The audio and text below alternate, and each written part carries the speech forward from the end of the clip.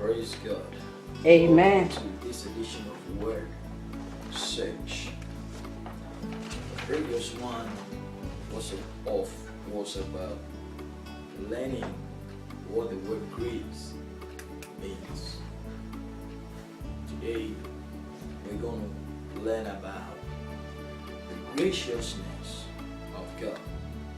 The last time it was about the word grace. Today is, listen again, the graciousness of God, so you can notice the difference in the word grace and graciousness.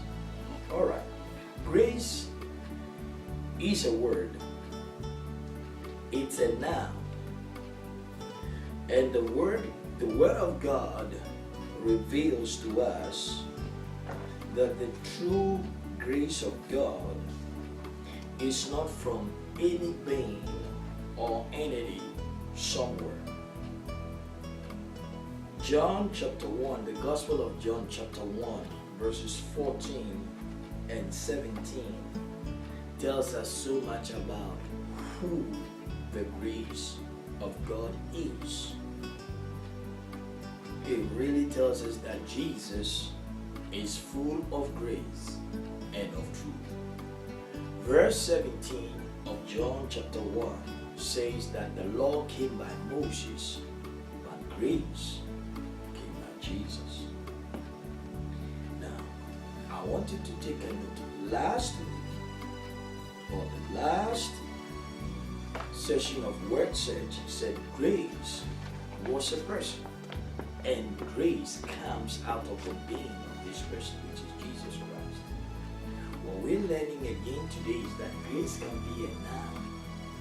And for a lot of us, anytime the word grace is used, we limit ourselves sometimes to a noun, to like a name of a person, even like a design on a bracelet, a chain, anything. And those of us in the house of God, when we say grace, the only thing that comes into our mind is salvation.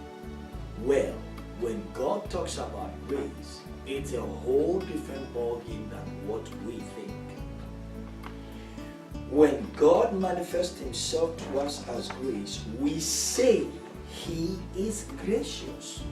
The first time we hear the word gracious or graciousness is in Exodus chapter 33, verse number 19. The word graciousness in the Hebrew is kanan, pronounced as Conan. In the English, we would say, call it, or we would spell it C-H-A-N-A-N, Kanan, but it's pronounced as Conan, K-H-A-W-N-A-N.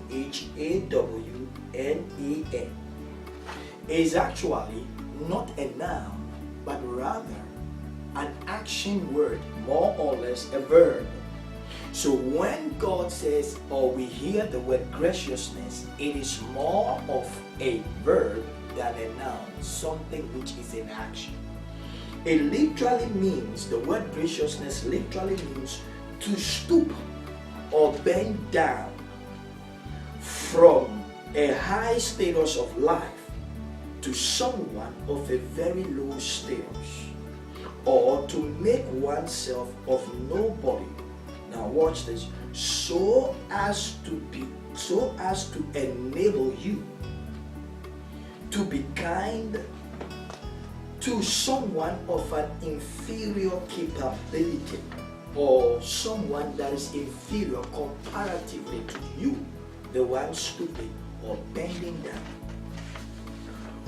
Once you come to the level of this individual, in that process, you are able to be kind, and you can pass on your abilities, watch this, to this inferior person. So that even though you are passing your very gracious abilities and capabilities to this individual, you are very much aware this individual does not have any creative abilities such as you have, you also know this person is likely to stumble and fall under the weight of this glory or this grace or these abilities you passed on to this individual.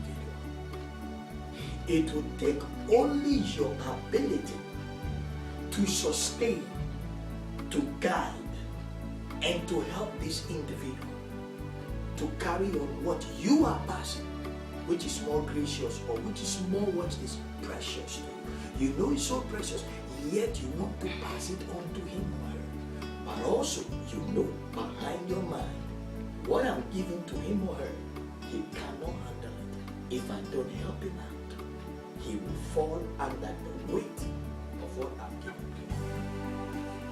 I hope you've got a gist or you've got some understanding about the word graciousness of God. Hope I will see you again this same time, next time on this channel or this side to hear more about word search. God bless you.